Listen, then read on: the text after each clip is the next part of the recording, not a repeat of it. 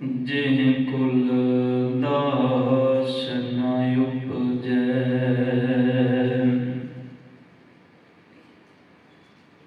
सो कुल टाक पलास।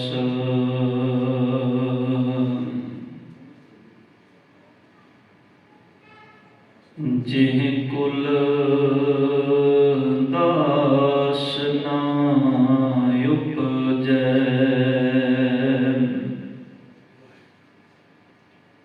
सो कुल टाक पलास।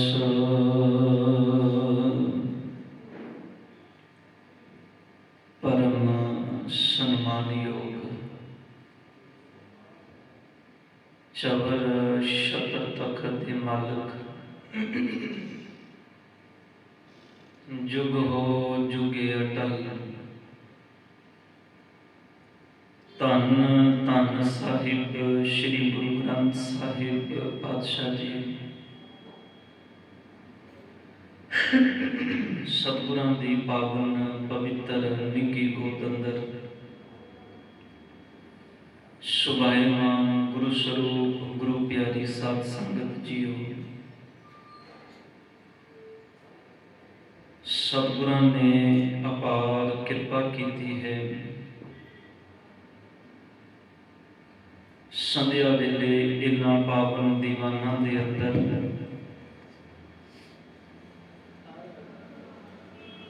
सतगुरां दी पावन गोद विच बैठ के अमृतमय बाणी गुरु घर दे कीर्तनियां पासों कीर्तन के रूप विच आप श्रवण कर रहे सो।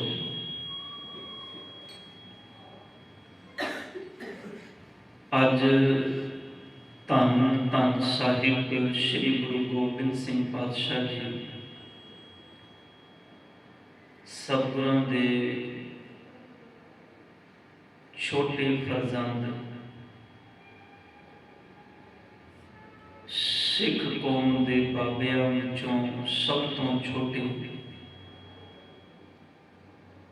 धन धन बाबा फतेह सिंह जी तिन्हां दा जन्म दिहाड़ा। इसे उपलक्ष्य विच इन्हां पावन दीवानां दे अंदर उन्हां दे पावन जीवन तो प्रेरणा लैण दे लई आपां गुरु की गोद विच जुड़ बैठे। सतगुर की पावन बाणी दे अंदरों बाबा फरीद साहिब जी की मुबारक रचना तो उच्चारण किए अमृत वचन आप जी श्रवण कर रहे सो। आप लिए लड़ लाए दर दरवेश से, तिन धन जने दी माओ आए सफल से।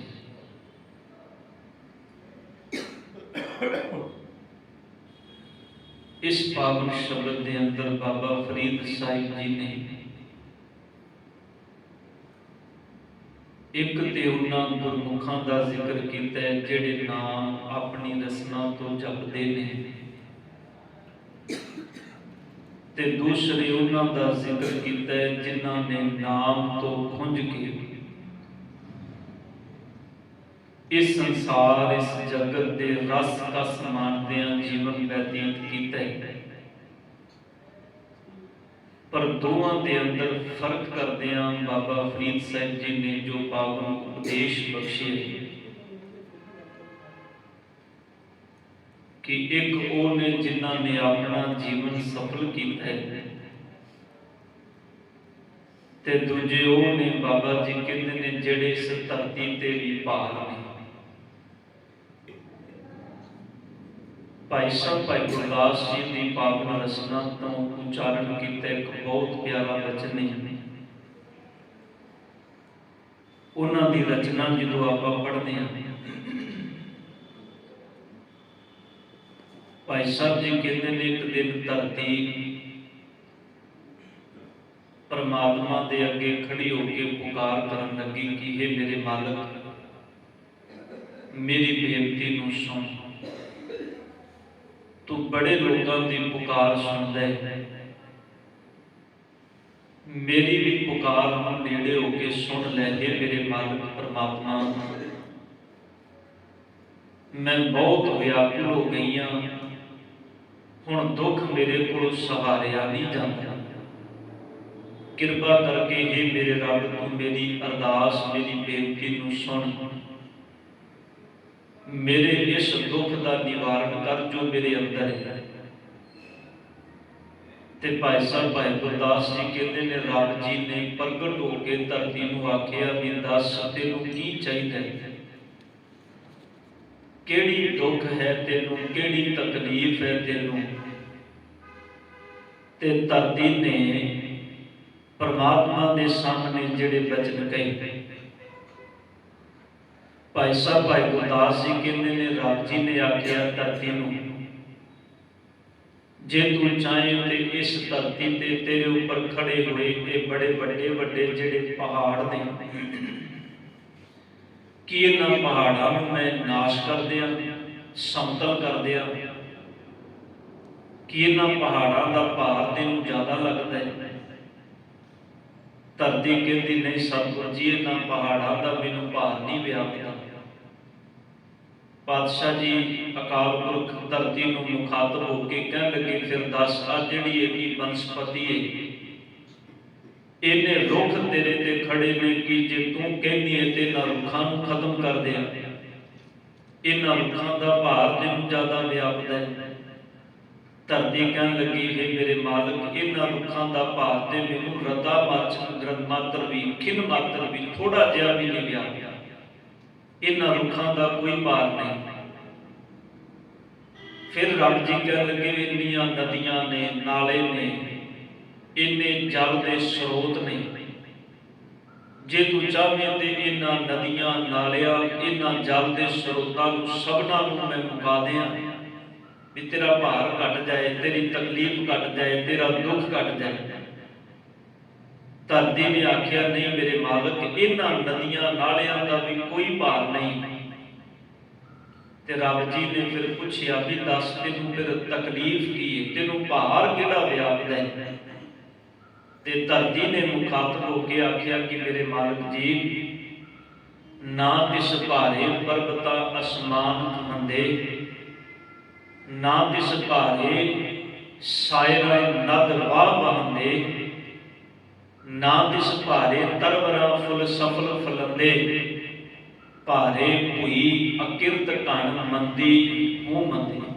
सतगुर जी तेरे मेरे ऊपर पाप धरती कह रही है कि मालिक जी मेरे ऊपर उन्हां लोगों की बहुतात बहुत हो गई है जेड़े ना शुक्रे ने, जेड़े दातां लैके कभी शुक्र नहीं करते, जेड़े दातां लैके कभी शुकराना नहीं करते। मेरे मालिक उन्हां ना शुक्रियां दा, उन्हां अकिरत घड़ां दा भार बहुत व्यापदा है।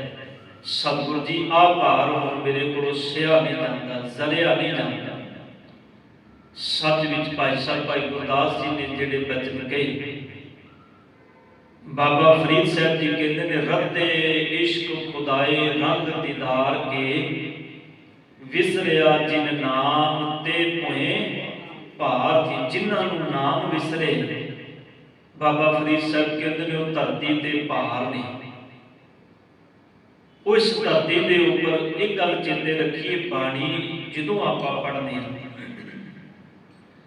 धन गुरु ग्रंथ साहिब पातशाह जी संसार के दूजे धर्म ग्रंथों तो विलक्षण क्यों है? क्योंकि गुरु नानक पातशाह जी ने सांझीवालता की गल की है। पातशाह जी ने अमृत बाणी के अंदर ब्राह्मण खत्री सूद वैश्य उपदेश चौ वर्णा को सांझा की गल की। नहीं आखिया कोई किस वर्ण का है, कोई किस धर्म का है।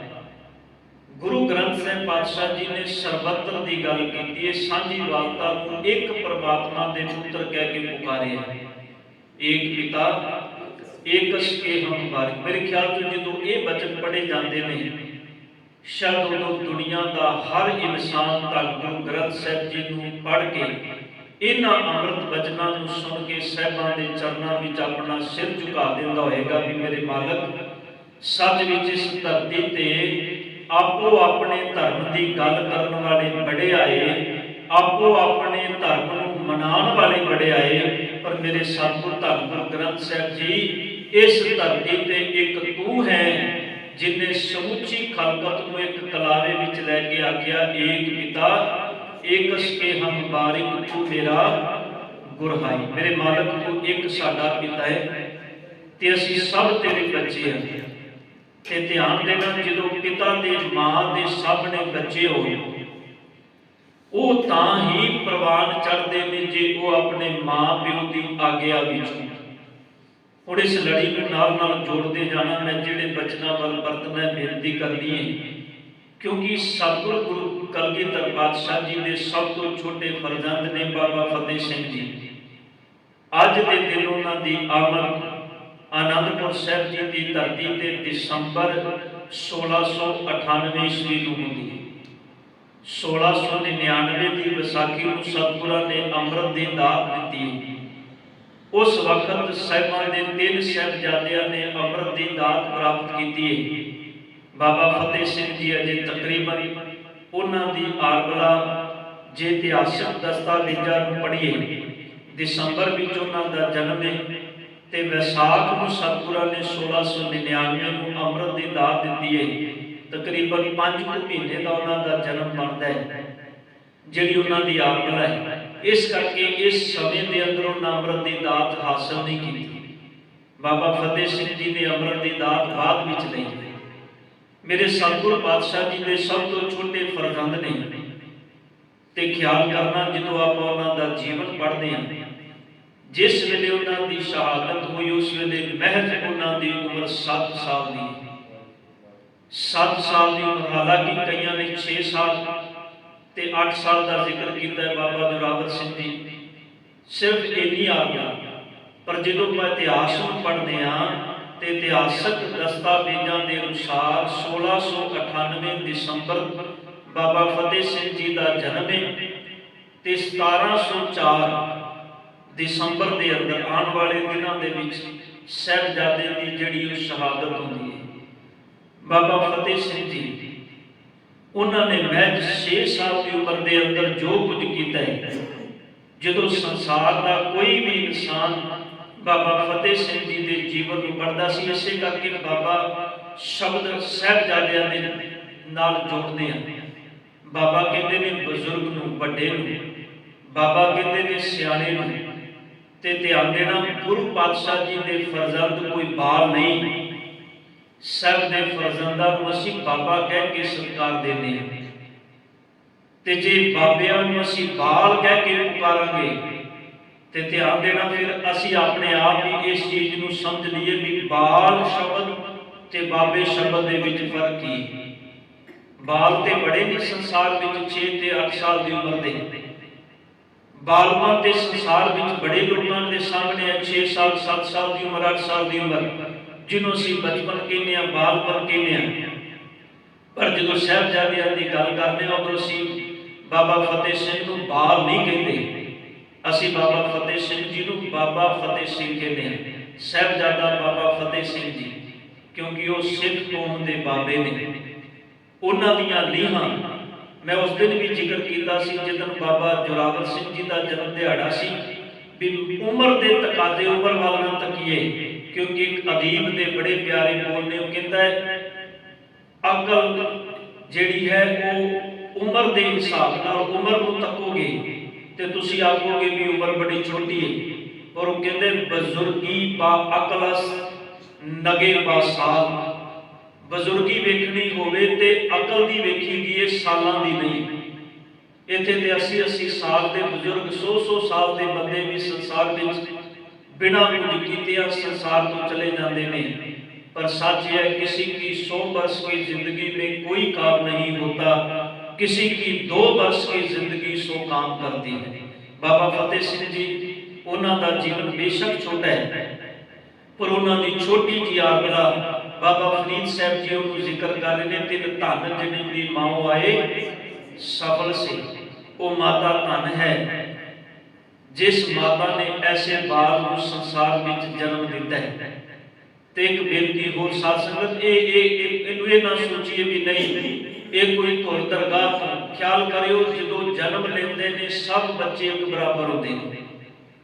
असी कई बार शब्द जोड़ देंगे भी ये धुर दरगाह तो ऐसी ऐसी उन्होंने दात मिली। कोई बंदा छोटी जी उम्र दे विच बड़ा सक्सैस हो जाए, असी कहते हैं भी ये रब की धुर दरगाह तो बख्शिश है। एक गल चेते रखियो, जिदन बच्चे का जन्म होता है मां की उदर तो उदन सारे बच्चे एक बराबर होते हैं। उन्होंने तुसी बाहरी तौर पर वेखोगे सब इको वर्गे ने, पर सच ये है ये माता दी माता गुजर कौर अते मां जन्म देने वाली माता जीतो जी उन्होंने ऐसी वडियाई सी माता सुंदरी जी दी, जिन्हों ने अपने बच्चों को बालपन के अंदर नाम की ते धर्म की ऐसी गुरती दी है कि 7-6 साल की उम्र के अंदर भी सारी दुनिया की ताकत भी उन्होंने हिरदियां डुला नहीं सकती।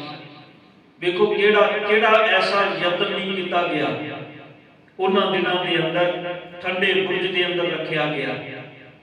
ये कोई छोटी आत्मा नहीं, ठंडे बुर्ज तो पहला जो कोतवाली फड़ के लिजाया जाता मुरंडे गंगू के घर में चलती रवायत अनुसार मैं सिर्फ बेनती कर रहा, गंगू के घर के भोजन छकिया है और उस तो बाद अगला सारा दिन सारी रात मोरिंडे थाने में जो आके गिरफ्तारी होती पहुंचते हैं रात मोरिंडे, फिर अगले दिन साहबजादियां ते माता गुजर कौर जी को ठंडे बुर्ज में लिजाया जाता है, उत्थे रात रखा जाता है।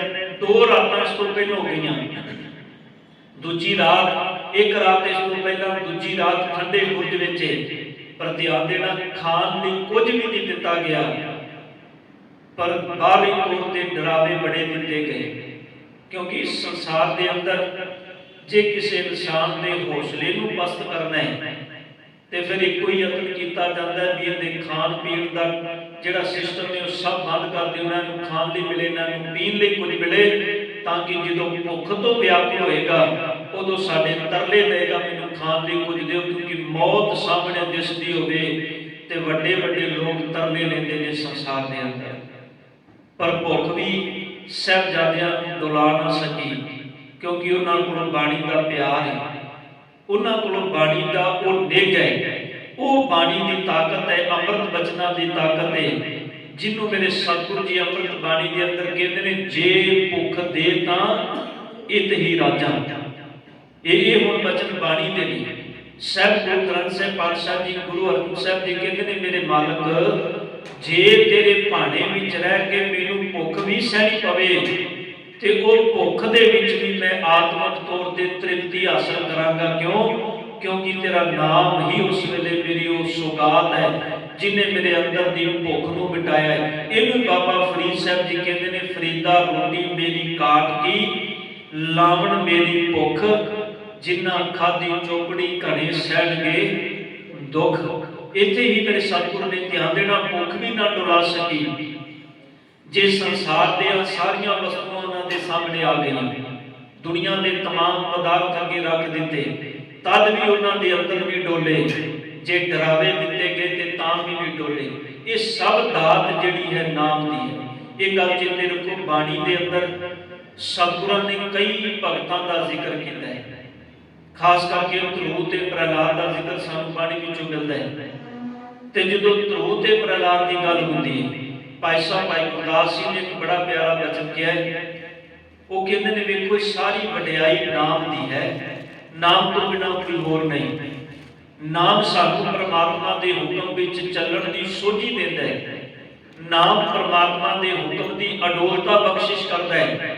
जिहड़ा नाम नाल नहीं जुड़िया सच जाने उहदे कोलों हुक्म की अडोलता नहीं होएगी, जिहदे कोलों हुक्म की अडोलता नहीं वो बंदा संसार विच हर थां ते समझौता करेगा, आखेगा चलो कोई गल नहीं, उनकी हालत होएगी जे गंगा जाएगा तो गंगा दास, जे जमुना जाएगा तो जमुना दास। वो इत्थे खड़ा है, पर जिन्हें को हुक्म की अडोलता है। भाई साहब भाई गुरदास जी ने जिक्र किया, क्योंकि मां ਉਹ ਬੜੀ ਵੱਡੀ ਪ੍ਰੇਰਨਾ ਹੁੰਦੀ ਹੈ ਹਰ ਬੱਚੇ ਦੇ ਜੀਵਨ ਵਿੱਚ। ਅਕਸਰ ਇਹ ਬੇਨਤੀ ਸਤਿਗੁਰੂ ਨੇ ਇਸੇ ਕਰਕੇ ਮਾਂ ਨੂੰ ਬੜੀ ਵਡਿਆਈ ਦਿੱਤੀ ਬਾਣੀ ਵਿੱਚ। ਬਾਬਾ ਕਬੀਰ ਸਾਹਿਬ ਜੀ ਨੇ ਤੇਤੋਂ ਤੱਕ ਕਿਹਾ ਹੈ, ਕਹਿੰਦੇ ਨੇ ਬਾਬਾ ਕਬੀਰ ਜੀ ਕਹਿੰਦੇ ਨੇ, ਕਬੀਰ ਮਾਏ ਮੁੰਡੋ ਤੇ ਗੁਰੂ ਕੀ ਜਾਂਦੇ ਭਰਮ ਨਾ ਜਾਏ।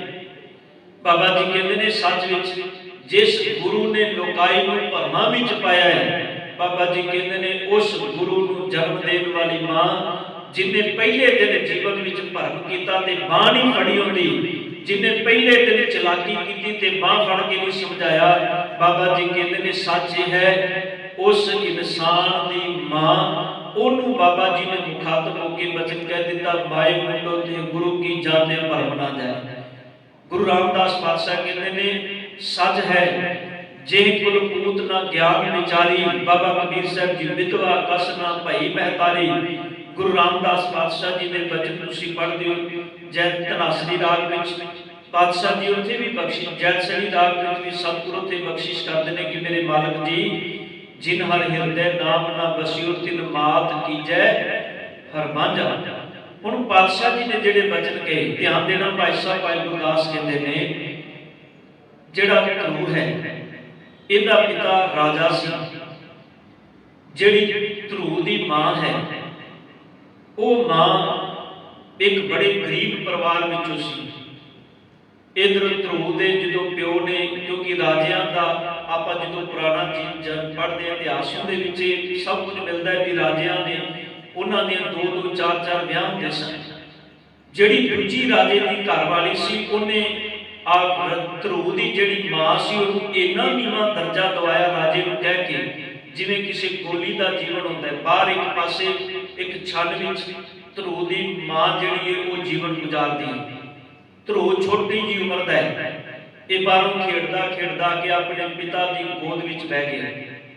ਜਦੋਂ ਪਿਤਾ ਦੀ ਗੋਦ ਵਿੱਚ ਬੈਠਾ ਤੇ ਮਾਂ ਨੇ ਆ ਕੇ ਉਠਾ ਦਿੱਤਾ, ਇਹਦੀ ਮਤਰੀ ਮਾਂ ਨੇ ਗੁੱਸਾ ਕੀਤਾ ਵੀ ਇਹ ਕਿਹੜਾ ਮੇਰੀ ਕੁੱਖ ਤੋਂ ਜਾਇਆ ਹੈ।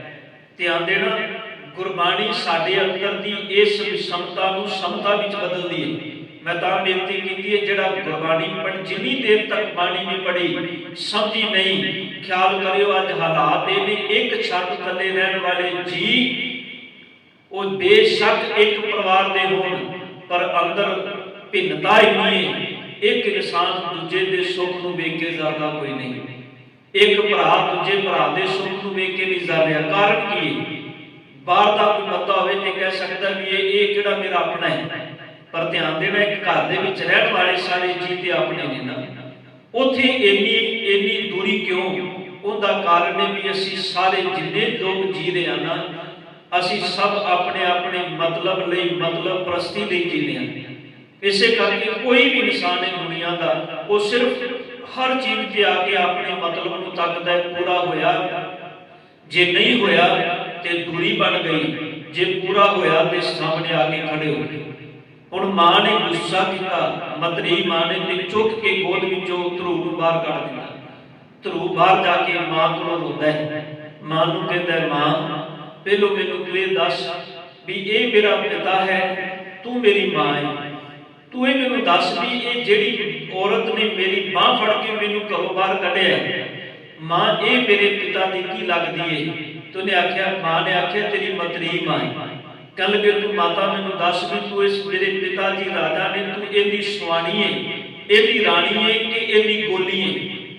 ਤੇ ਮਾਂ ਨੇ ਆਖਿਆ ਵੀ ਬੇਟਾ ਹਾਂ ਤੇ ਮੈਂ ਇਹਦੀ ਘਰ ਵਾਲੀ ਭਾਵ ਰਾਣੀ, ਪਰ ਸੱਚ ਇਹ ਮੈਂ ਚੰਗੇ ਕਰਮ ਨਹੀਂ ਕੀਤੇ, ਇਸ ਕਰਕੇ ਮੈਂ ਗੋਲੀਆਂ ਵਰਗਾ ਜੀਵਨ ਜੀ ਰਹੀ। ਤੇ ਧਰੂ ਨੇ ਪੁੱਛ ਲਿਆ ਮਾਂ ਚੰਗੇ ਕਰਮ ਕੀ ਨੇ? ਤੇ ਮਾਂ ਨੇ ਆਖਿਆ ਚੰਗੇ ਕਰਮ ਬਣਦੇ ਨੇ ਨਾਮ ਜਪਿਆ। ਤੇ ਧਰੂ ਕਹਿੰਦਾ ਮਾਂ ਨਾਮ ਕਿਵੇਂ ਜਪਿਆ ਜਾਏ? ਛੋਟੀ ਜੀ ਆਰਮਲਾ ਹੈ, 5 ਸਾਲ ਦੀ ਉਮਰ ਹੈ। ਤੇ ਮਾਂ ਨੇ ਜਦੋਂ ਇੰਨੀ ਗੱਲ ਆਖੀ, ਇਹ ਕਹਿੰਦਾ ਨਾਮ ਜਪਣਾ ਪੈਣਾ ਹੈ। ਮਾਂ ਦੀ ਗੱਲ ਸੁਣ ਕੇ ਘਰੋਂ ਬਾਹਰ ਨਿਕਲ ਗਿਆ, ਜਾ ਕੇ ਇਕਾਂਤ ਵਿੱਚ ਰੁੱਖ ਥੱਲੇ ਬਹਿ ਗਿਆ। ਕਹਿੰਦਾ ਜੇ ਨਾਮ ਜਪਣ ਨਾਲ ਮਿਲਦਾ ਰੱਬ ਤੇ ਮੈਂ ਨਾਮ ਜਪਾਂਗਾ। ਜੋ ਇਤਿਹਾਸਿਕ ਤੱਥ ਨੇ ਮੈਂ ਤੁਹਾਡੇ ਸਾਹਮਣੇ ਰੱਖ ਰਿਹਾ। ਇਹ ਨਾਮ ਜਪਣ ਲੱਗਾ, ਨਾਮ ਜਪਦਿਆਂ ਜਪਦੇ ਇਸ ਪਦਵੀ ਤੇ ਪਹੁੰਚ ਗਿਆ। ਵੇਖੋ ਜਿਸ ਪਿਓ ਨੇ ਕਦੀ ਆਪਣਾਪਨ ਜ਼ਾਹਰ ਨਹੀਂ ਸੀ ਕੀਤਾ, ਜਿਹੜੀ ਮਤਰੀ ਮਾਂ ਨੇ ਬਾਂਹ ਫੜ ਕੇ ਪਿਓ ਦੀ ਗੋਦ ਵਿੱਚੋਂ ਬਾਹਰ ਕੱਢ ਦਿੱਤਾ ਸੀ, ਖਿਆਲ ਕਰੋ ਇੱਕ ਦਿਨ ਸਮਾਂ ਆਇਆ ਉਸੇ ਪਿਓ ਨੇ ਲਿਆ ਕੇ ਰਾਜ ਭਾਗ ਤੇ ਬਿਠਾ ਕੇ ਆਖਿਆ ਧਰੂ ਇਹ ਰਾਜ ਭਾਗ ਦਾ ਮਾਲਕ ਤੂੰ ਹੈ, ਕੋਈ ਹੋਰ ਨਹੀਂ। ਤੇ ਧਰੋ ਮਾਂ ਨੂੰ ਕਹਿੰਦਾ ਮੁਖਾਤਬ ਹੋ ਕੇ ਵੇਖਿਆ, ਮਾਂ ਤੂੰ ਆਖਿਆ ਸੀ ਮੈਂ ਨਾਮ ਨਹੀਂ ਜਪਿਆ, ਮੈਂ ਤਾਂ ਬੋਲੀਆਂ, ਵੇਖ ਮੈਂ ਨਾਮ ਜਪਿਆ ਹੈ। ਮੈਂ ਬੇਸ਼ੱਕ ਤੂੰ ਬੋਲੀ ਨਹੀਂ ਹੈ, ਪਰ ਤੇਰੀ ਕੁੱਖ ਤੋਂ ਪੈਦਾ ਹੋ ਕੇ ਵੀ ਨਾਮ ਨੇ ਇੰਨੀ ਵਡਿਆਈ ਦੇ ਦਿੱਤੀ, ਮੈਂ ਰਾਜਾ ਬਣ ਗਿਆ। ਇਸੇ ਨਾਮ ਦੀ ਬੜੀ ਮੈਂ ਤਾਂ ਬੇਨਤੀ ਕੀਤੀ, ਇਹ ਸਭ ਦਾਤਾਂ ਨਾਮ ਦੀਆਂ ਨੇ। ਇਹ ਨਾ ਸੋਚੀਏ ਜਨਮ ਲੈਂਦੇ ਹਰ ਇਨਸਾਨ ਇੱਕੋ ਵਰਗਾ ਹੈ। ਜਿੱਦਣ ਜਨਮ ਲਿਆ ਸੀ ਉਦੋਂ ਬਾਬਾ ਫਤਿਹ ਸਿੰਘ ਵੀ ਆਪ ਬੱਚਿਆਂ ਵਰਗੇ ਸਨ, ਪਰ ਇਹ ਮਾਂ ਦੀ, ਦਾਦੀ ਦੀ, ਇਹ ਪਿਤਾ ਦੀ ਦਿੱਤੀ ਹੋਈ ਉਹ ਨਾਮ ਦੀ ਗੁੜਤੀ ਸੀ, ਜਿਨ੍ਹਾਂ ਨੇ ਅੰਦਰ ਇੰਨਾ ਅਡੋਲ ਕਰ ਦਿੱਤਾ ਕਿ ਦੁਨੀਆ ਦੀਆਂ ਸਾਰੀਆਂ ਤਾਕਤਾਂ ਵੀ ਲੱਗ ਗਈਆਂ, ਪਰ ਉਹਨਾਂ ਦੇ ਅੰਦਰ ਨੂੰ ਡੋਲਾ ਨਹੀਂ ਸਕੀਆਂ। ਫਿਰ ਅਸੀਂ ਉਹਨਾਂ ਨੂੰ ਬਾਬੇ, ਇਸੇ ਕਰਕੇ ਬਾਬੇ ਕਹਿੰਦੇ ਮੈਂ ਅਖੀਰ ਵਿੱਚ ਬੇਨਤੀ ਕਰਾਂ, ਵੇਖੋ ਉਹਨਾਂ ਦਾ ਜੀਵਨ ਕਿੰਨਾ ਪਿਆਰਾ ਸੀ। ਛੋਟੀ ਜਿਹੀ ਘਟਨਾ ਬਾਬਾ ਫਤਿਹ ਸਿੰਘ ਜੀ ਦੇ ਜੀਵਨ ਵਿੱਚੋਂ ਕਹਿ ਕੇ ਮੈਂ ਸਮਾਪਤੀ ਕਰਨੀ। ਇੱਕ ਦਿਨ ਬਾਬਾ ਫਤਿਹ ਸਿੰਘ ਜੀ, ਇਹਨਾਂ ਦੀ ਆਰਬਲਾ ਉਮਰ ਅਜੇ ਤਕਰੀਬਨ ਇਤਿਹਾਸ ਲਿਖਦਾ ਹੈ। ਇਹ ਵਾਕਿਆ ਸਹਿਬਾਂ ਦੀ ਜਦੋਂ ਅਨੰਦਪੁਰ ਸਾਹਿਬ ਦਾ ਕਿਲਾ ਛੱਡਣਾ ਸੀ ਉਸ ਤੋਂ ਸਾਲ ਕੁ ਪਹਿਲਾਂ ਦਾ ਵਾਕਿਆ ਹੈ। ਸਾਹਿਬਜ਼ਾਦੇ ਤਿੰਨੇ ਜਿਹੜੇ ਸਨ, ਬਾਬਾ ਅਜੀਤ ਸਿੰਘ, ਜੁਝਾਰ ਸਿੰਘ ਤੇ ਜੋਰਾਵਰ ਸਿੰਘ, ਉਹ ਸ਼ਸਤਰ ਵਿਦਿਆ ਦਾ ਅਭਿਆਸ ਕਰ ਰਹੇ ਸਨ। ਸ਼ਸਤਰ ਵਿਦਿਆ ਦਾ ਅਭਿਆਸ ਕਰ ਰਹੇ ਸਨ ਛੋਟੀ ਉਮਰ। ਅਸੀਂ ਕਈ ਵਾਰੀ ਸੋਚਦੇ ਹਾਂ ਵੀ ਅਸੀਂ ਵੇਖੋ ਸੰਸਾਰ ਦੇ ਅੰਦਰ ਹਰ ਚੀਜ਼ ਜਿਹੜੀ ਹੈ, ਸ਼ਸਤਰ ਤੇ ਸ਼ਾਸਤਰ, ਇਹ ਦੋ ਚੀਜ਼ਾਂ ਗੁਰੂ ਘਰ ਦੇ ਅੰਦਰ ਜੇ ਤੁਸੀਂ ਬਾਬੇ ਨਾਨਕ ਤੋਂ ਲੈ ਕੇ ਵੇਖੋ, ਇਹ ਦੋ ਚੀਜ਼ਾਂ ਨਾਲੋਂ ਨਾਲ ਚੱਲੀਆਂ ਨੇ। ਵੇਖੋ ਧੰਨ ਗੁਰੂ ਨਾਨਕ ਪਾਤਸ਼ਾਹ ਜੀ ਦਾ ਜ਼ਿਕਰ ਭਾਈ ਸਾਹਿਬ ਭਾਈ ਗੁਰਦਾਸ ਜੀ ਨੇ ਕੀਤਾ ਨਾ, ਜਦੋਂ ਉਹ ਕਹਿੰਦੇ ਨੇ ਦੁਨੀਆ ਦੇ ਅੰਦਰ ਬਾਬੇ ਨਾਨਕ ਨੂੰ ਅਸੀਂ ਬਣਾ ਦਿੱਤਾ, ਉਹਨਾਂ ਦੇ ਹੱਥ ਵਿੱਚ ਮਾਲਾ ਫੜਾ ਦਿੱਤੀ, ਬਾਬੇ ਨਾਨਕ ਦੇ ਹੱਥ ਵਿੱਚ। ਅਸੀਂ ਫੋਟੋਆਂ ਚ ਹੀ ਦੇਖਦੇ ਹਾਂ, ਪਰ ਖਿਆਲ ਕਰਿਓ ਬਾਣੀ ਪੜ੍ਹ ਲਓ ਸਤਿਗੁਰ ਦੀ, ਭਾਈ ਸਾਹਿਬ ਭਾਈ ਗੁਰਦਾਸ ਦੇ ਬਚਨ ਪੜ੍ਹ ਲਓ, ਤੁਹਾਨੂੰ ਕਿਤੇ ਨਹੀਂ ਭਾਈ ਸਾਹਿਬ ਭਾਈ ਗੁਰਦਾਸ ਨੇ ਆਖਿਆ ਵੀ ਬਾਬੇ ਨਾਨਕ ਦੇ ਹੱਥ ਵਿੱਚ ਮਾਲਾ ਹੈ। ਹਾਂ, ਉਹਨਾਂ ਨੇ ਜ਼ਰੂਰ ਆਖਿਆ ਆਸਾ ਹੱਥ ਕਿਤਾਬ ਕਸ਼, ਬਾਬੇ ਨਾਨਕ ਦੇ ਹੱਥ ਵਿੱਚ ਆਸਾ ਹੈ। ਆਸਾ ਦਾ ਮਤਲਬ ਹੈ ਡੰਡਾ, ਕੁੱਤਕਾ ਜਿਹਨੂੰ ਕਹਿੰਦੇ ਆ। ਅੱਜ ਦੇ ਸਮੇਂ ਵਿੱਚ ਜਿਹੜੇ ਸਿੱਖਣ ਵਾਲੇ ਨੇ ਗੱਤਕਾ, ਉਹਨਾਂ ਨੂੰ ਪਤਾ ਹੋਏਗਾ, ਕਿਉਂਕਿ ਡੰਡਾ ਉਸ ਵੇਲੇ ਦੀ ਜ਼ਰੂਰਤ ਸੀ। ਗੁਰੂ ਅੰਗਦ ਦੇਵ ਪਾਤਸ਼ਾਹ ਜੀ ਨੇ ਮੱਲ ਅਖਾੜੇ ਸ਼ੁਰੂ ਕੀਤੇ। ਹੁਣ ਉਹਨਾਂ ਮੱਲ ਅਖਾੜਿਆਂ ਦੇ ਅੰਦਰ ਬਚਪਨ ਤੋਂ ਲੈ, ਛੋਟਿਆਂ ਤੋਂ ਲੈ ਕੇ ਵੱਡੇ ਤੱਕ ਸਭ ਆਉਂਦੇ ਨੇ। ਕਿਉਂ ਕੀਤੇ ਸ਼ੁਰੂ? ਕਿਉਂਕਿ ਸ਼ਸਤਰ, ਸ਼ਾਸਤਰ ਦੇ ਨਾਲ ਨਾਲ ਸ਼ਸਤਰ ਦਾ ਹੋਣਾ ਜ਼ਰੂਰੀ ਹੈ। ਇਹਨੂੰ ਇਹਨਾਂ ਸੋਚੋ ਵੀ ਇਹ ਕਿਹੋ ਜਿਹੀਆਂ ਗੱਲਾਂ ਨਹੀਂ, ਗੁਰੂ ਘਰ ਦਾ ਇਹ ਵਿਧਾਨ ਰਿਹਾ ਹੈ। ਤਾਂ ਹੀ ਜਦੋਂ ਸਮਾਂ ਆਇਆ ਧੰਨ ਗੁਰੂ ਹਰਗੋਬਿੰਦ ਸਾਹਿਬ ਜੀ ਨੇ ਲਾਗੂ ਕੀਤਾ ਸੀ, ਪੱਕਾ ਹੁਕਮ ਕਰ ਦਿੱਤਾ ਸੀ ਵੀ ਜੋ ਗੁਰੂ ਦੇ ਚਰਨਾਂ ਦੇ ਵਿੱਚ ਆਏ, ਜਿਹੜਾ ਜਵਾਨੀਆਂ ਭੇਟ ਕਰਦਾ ਉਹ ਸ਼ਸਤਰ ਵੀ ਲੈ ਕੇ ਆਵੇ, ਸ਼ਸਤਰ ਵੀ ਭੇਟ ਕਰੇ। ਇਹਨਾਂ ਚੀਜ਼ਾਂ ਨੂੰ ਸਾਨੂੰ ਇਤਿਹਾਸਕ ਪੱਖ ਤੋਂ ਸਮਝਣਾ ਪੈਣਾ। ਖੈਰ, ਸਾਹਿਬਜ਼ਾਦੇ ਸ਼ਸਤਰ ਅਭਿਆਸ ਕਰ ਰਹੇ ਸਨ ਤੇ ਸ਼ਸਤਰ ਅਭਿਆਸ ਕਰਦਿਆਂ ਬਾਬਾ ਫਤਿਹ ਸਿੰਘ ਜੀ ਵੀ ਉੱਥੇ ਆ ਗਿਆ। ਆ ਕੇ ਕਹਿੰਦੇ ਨੇ ਭਰਾਤਾ ਬਾਬਾ ਅਜੀਤ ਸਿੰਘ ਨੂੰ ਕਿ ਮੈਂ ਵੀ ਸ਼ਸਤਰ ਸਿੱਖਣੇ ਨੇ। ਇਹਨਾਂ ਦੀ ਆਰਮਲਾ ਛੋਟੀ ਸੀ। ਬਾਬਾ ਅਜੀਤ ਸਿੰਘ ਨੇ ਤੇ ਬਾਬਾ ਜੁਝਾਰ ਸਿੰਘ, ਉਹਨਾਂ ਨੇ ਆਖਿਆ ਵੀ ਤੂੰ ਅਜੇ ਨਹੀਂ ਸਿੱਖ ਸਕਦਾ, ਫਤਿਹ ਸਿੰਘ ਅਜੇ ਛੋਟਾ ਹੈ। ਜਦੋਂ ਤੂੰ ਜੋਰਾਵਰ ਸਿੰਘ ਦੇ ਬਰਾਬਰ ਹੋ ਜਾਏਗਾ ਨਾ, ਉਸ ਵੇਲੇ ਤੂੰ ਸ਼ਸਤਰ ਸਿੱਖਣ ਦੇ ਲਈ ਤੈਨੂੰ ਬੁਲਾਇਆ ਜਾਏਗਾ, ਉਸ ਵੇਲੇ ਤੂੰ ਸ਼ਸਤਰ ਸਿੱਖੀ। ਬਾਬਾ ਫਤਿਹ ਸਿੰਘ ਦੇ ਮਨ ਅੰਦਰ ਬੜੀ ਲਾਲਸਾ ਸੀ ਕਿ ਮੈਂ ਸਿੱਖਾਂ, ਮੈਂ ਪਿੱਛੇ ਕਿਉਂ ਰਵਾਂ ਇਹਨਾਂ ਤੋਂ। ਉਹ ਅੰਦਰ ਗਏ। ਇਤਿਹਾਸ ਲਿਖਦਾ ਧੰਨ ਗੁਰੂ ਕਲਗੀਧਰ ਪਾਤਸ਼ਾਹ ਜੀ ਜਿਹੜੀ ਕੇਸਕੀ ਆਪਣੇ ਤਨ ਤੇ ਸਜਾਉਂਦੇ ਸਨ, ਧੁਮਾਲਾ ਜਿਹੜਾ ਲੰਮਾ ਵੱਡਾ ਕੱਪੜਾ ਜਿਹੜੇ ਸਿਰ ਤੇ ਬੰਨ੍ਹਦੇ ਸਨ ਧੁਮਾਲੇ ਦੇ ਰੂਪ ਵਿੱਚ, ਉਸ ਕੱਪੜੇ ਨੂੰ ਜਿੱਥੋਂ ਤੱਕ ਉਹਨਾਂ ਦੀ ਬਾਂਹ ਗਈ, ਦੇਖੋ ਛੋਟੀ ਜੀ ਉਮਰ ਹੈ, ਜਿੱਥੋਂ ਤੱਕ ਬਾਂਹ ਗਈ ਉਹਨਾਂ ਨੇ ਬੜਾ ਉੱਚਾ ਜਿਹਾ ਕੱਪੜਾ ਧੁਮਾਲਾ ਬੰਨ੍ਹ ਲਿਆ ਤੇ ਬਾਹਰ ਆ ਕੇ ਬਾਬਾ ਅਜੀਤ ਸਿੰਘ ਨੂੰ ਕਹਿੰਦੇ ਨੇ ਭਰਾਤਾ ਹੁਣ ਮੈਂ ਤੁਹਾਡੇ ਨਾਲ ਖੜਾ, ਮੇਰੇ ਨਾਲ ਮੇਰੇ ਭਰਾ ਜੋਰਾਵਰ ਸਿੰਘ ਨੂੰ ਖੜਾ ਕਰੋ। ਨਾਲ ਖੜਾ ਕੀਤਾ ਤੇ ਜਿਹੜਾ ਧੁਮਾਲਾ ਸੀ ਉਹ ਬਾਬਾ ਜੋਰਾਵਰ ਸਿੰਘ ਜੀ ਤੋਂ ਵੀ 2 ਉਂਗਲਾਂ ਉੱਪਰ ਜਾ ਰਿਹਾ ਸੀ। ਇੰਨਾ ਉੱਚਾ ਧੁਮਾਲਾ ਬੰਨ ਲਿਆ ਉਹਨੇ ਤੇ ਕਹਿੰਦਾ ਵੇਖਿਆ ਤੁਸੀਂ ਕਿਹਾ ਸੀ ਜਦੋਂ ਮੈਂ ਭਰਾ ਦੇ ਬਰਾਬਰ ਹੋ ਜਾਗਾ ਉਦੋਂ ਤੁਸੀਂ ਮੈਨੂੰ ਸ਼ਸਤਰ ਸਿਖਾਓਗੇ, ਹੁਣ ਤੇ ਮੈਂ ਭਰਾ ਨਾਲੋਂ ਵੀ 2 ਉਂਗਲਾਂ ਵੱਡਾ ਹੋ ਗਿਆ, ਹੁਣ ਮੈਨੂੰ ਸ਼ਸਤਰ ਸਿਖਾਓ।